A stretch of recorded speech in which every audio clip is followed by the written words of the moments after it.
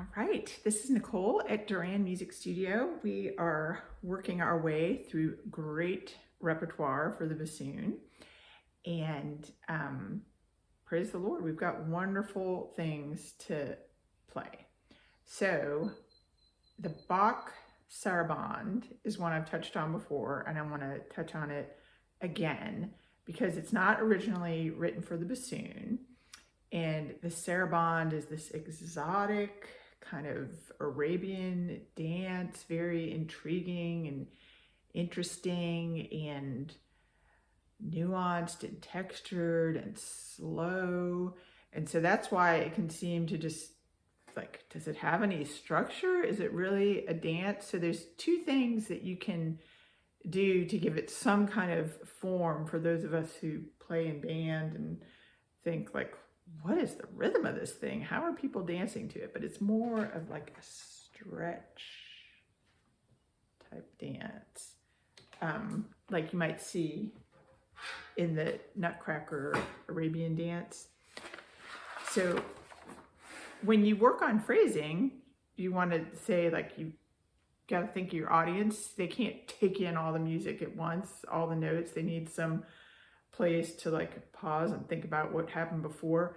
Then there's also, you need to breathe and you need to be able to relax your mouth muscles a little bit. So you can highlight the distinctions in the phrases by using your breath, and you can keep some kind of internal pulse and dance-like rhythm going by subdividing in your head so that if you get slower,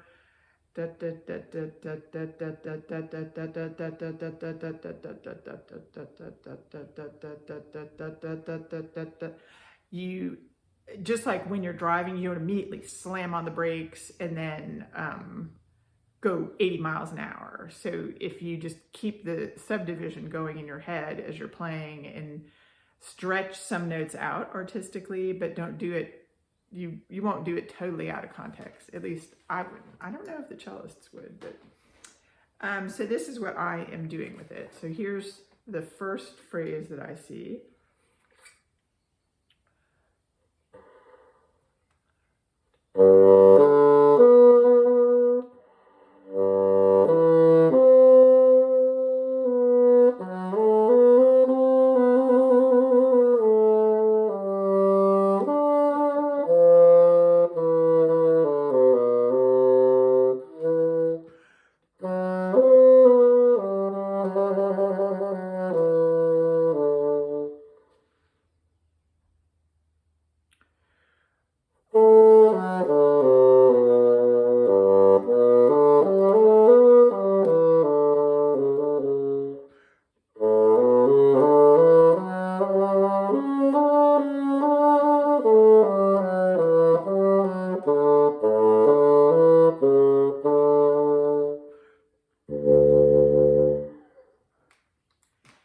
And I even myself would like to have a better responding read. But I noticed within these two 4-bar phrases, I did have to sneak in an extra breath. I couldn't go that slow to get through the entire 4 bars. So I would say try to divide it up into 4-bar phrases, shape it towards the highest note in the phrase or a dissonant note like the trill. You can see there's like the high D in the first line. I'll play that again.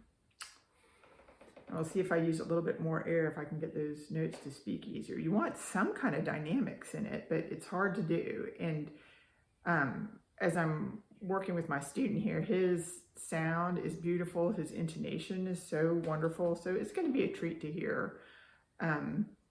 I'm listening to the birds outside and thinking like, just sing. So we'll aim for it to sound natural and somewhat interesting as the saraband.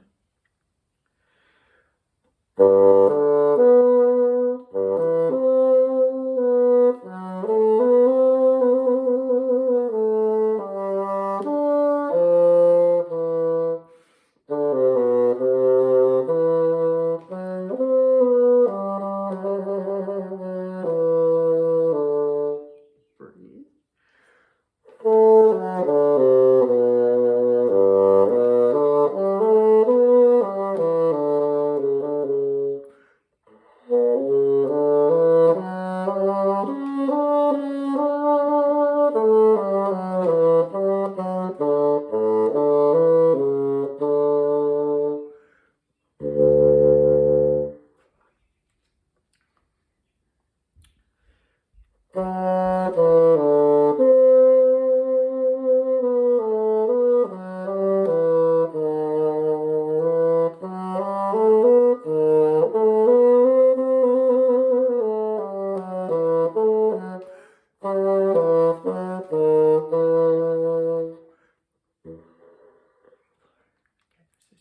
E right there. But at this point, you would breathe. And then a little bit softer when you have the B and the D.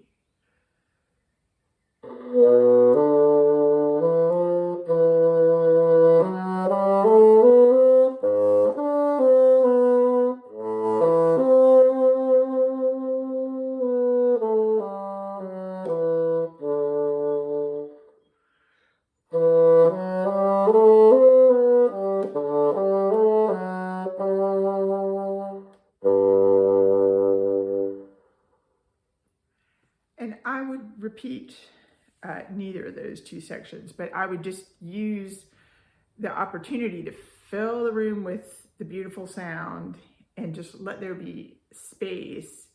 After most of these cadences, it seems like there's an octave.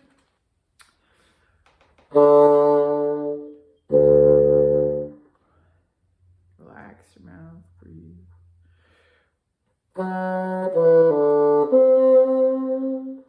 Where's another one like that at the very end? Oh, you've got the E's.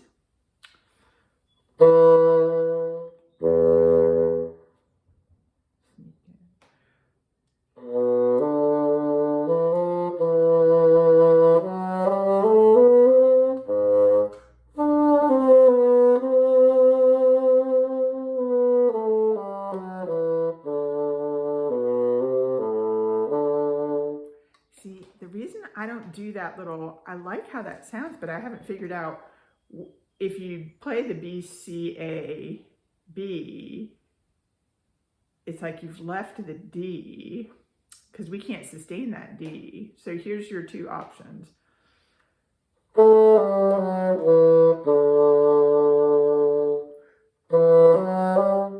And you can just hear that little extra line that the cellos have the ability to play. Or you will have to let go of the D and play from B to E.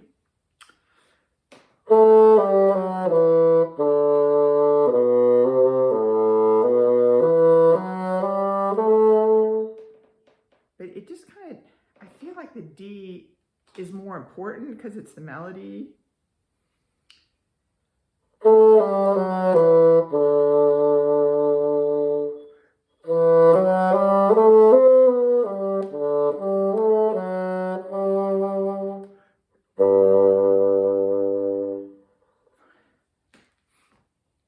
So I would suggest you shape it into 4-bar phrases, but make some definite time for you to sneak in an extra breath. Try to use vibrato and subdividing to give yourself a sense that it really is somewhat of a dance, but it's a very exotic dance, and it just should fill the room with beautiful sounds. So that is one piece of great repertoire, and I think that is going to be well prepared. Yes, we are looking at next the Mozart, which is a piece that Mozart wrote. This is his, I want water, allergies, spring juries, sophomore platforms. Wow. Okay. If you don't have water and you need it, you can swallow too. That's a good idea. And it's always a nice idea to blow the water out of your bassoon. Mozart, good discernment is developing here with what is the capacity of your reed. So some things are not under your control. Sometimes it really is the reed will not articulate. And then you have to take risks with your artistry and your handicraft to say, what can I do to this reed to make it cooperate better? So then another thing, you have to take risks and make choices in your creative practice time to see what parts of this really need work. So the first 2 bars of your rendition sounded really good and memorable, and that's going to be a super way to start the piece. And then the second 2 bars were where the trouble spots came, but it was also rushing a bit. So that can like undermine this beautiful, operatic, happy, optimistic character you had in the first 2 measures if you rush through. It's again 4 bars and 4 bars. So the first 4 bars sounded good. And then the second 4 bars is where all the work needs to still happen for the refinement.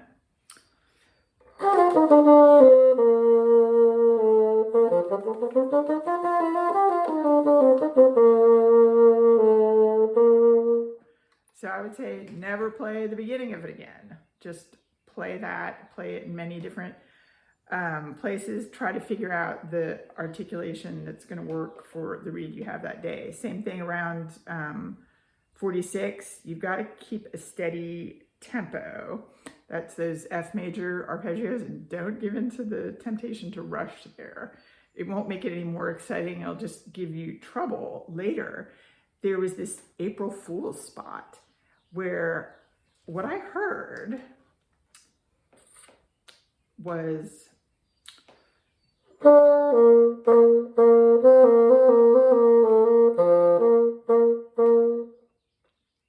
and that was exactly 8th notes in the tempo that you'd chosen. So I thought, oh, and I remember a few times, several times where I was in undergraduate and I would just think like, okay, I just went into a new tempo in my head. There's a lot to think about in your college years.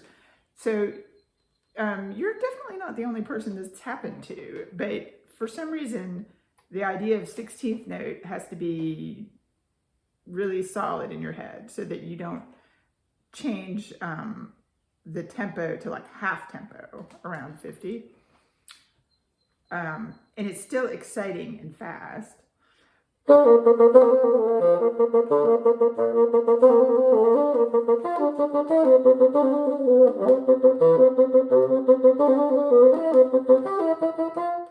kind of picture birds flying around there, just very excited for the spring. I noticed that the G was not coming out in this section where you have this big dramatic operas, like, very interesting character here singing through the bassoon. So you're going to hear the G after 46.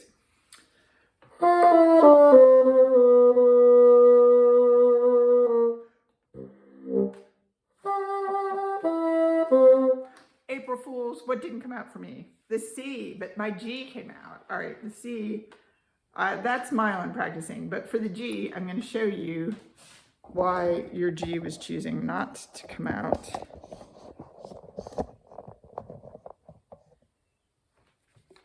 It is right here. You need to use the whisper key in addition to the half hole for that high G.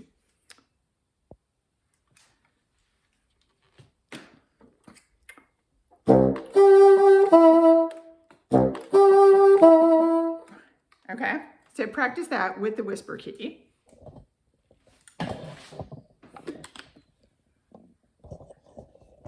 This is a very interesting time putting this together because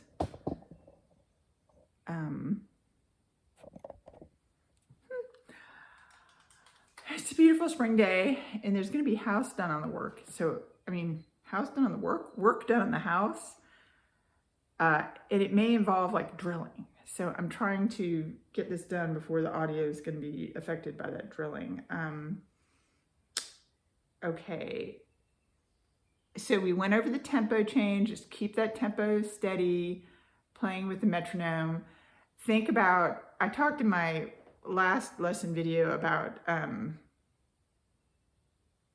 giving something to the audience, like giving them maybe a sense of relaxation and intrigue in the saraband. And so for the Mozart, I want you to think, what can you give to your musical collaborators, the people who are listening to you and just proud of all the training and musical development you've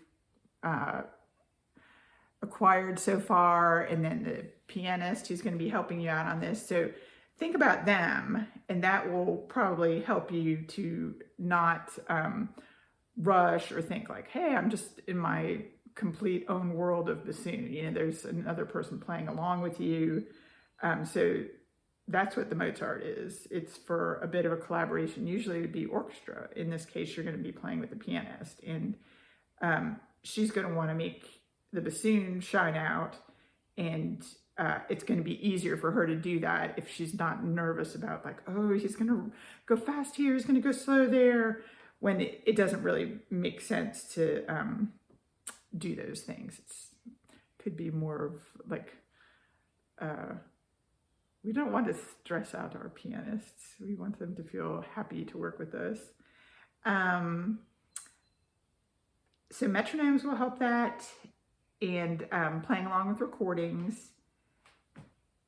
Then, do I really have anything else to say? I think this piece is a wonderful piece. It's great. You get to learn something new every time you play it. And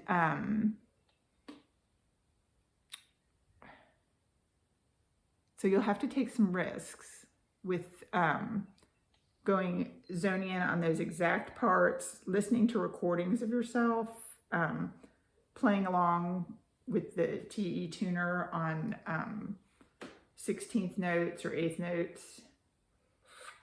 There's a part that at the very end where you could also, if you can't play with a metronome, you can create a metronome feeling for yourself a little bit, like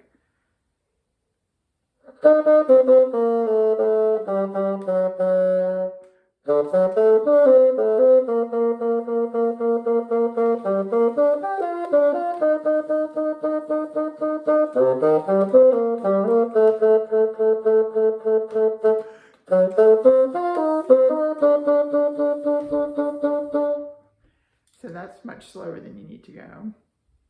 But that'll give you a sense also of that subdivision, the interpolse.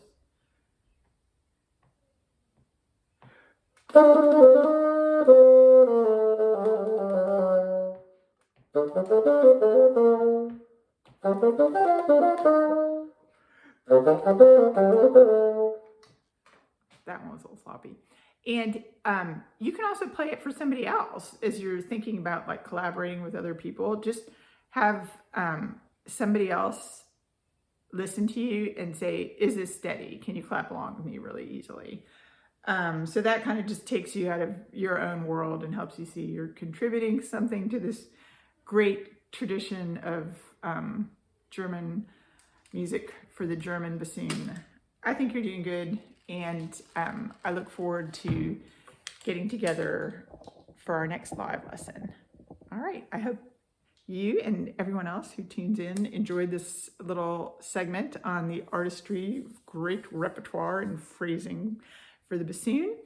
And subscribe and join us on our journey. We're getting ready for International Make Music Day, and I hope to get some help from my bassoonists at Covenant College. All right, God bless you all. Have a great day.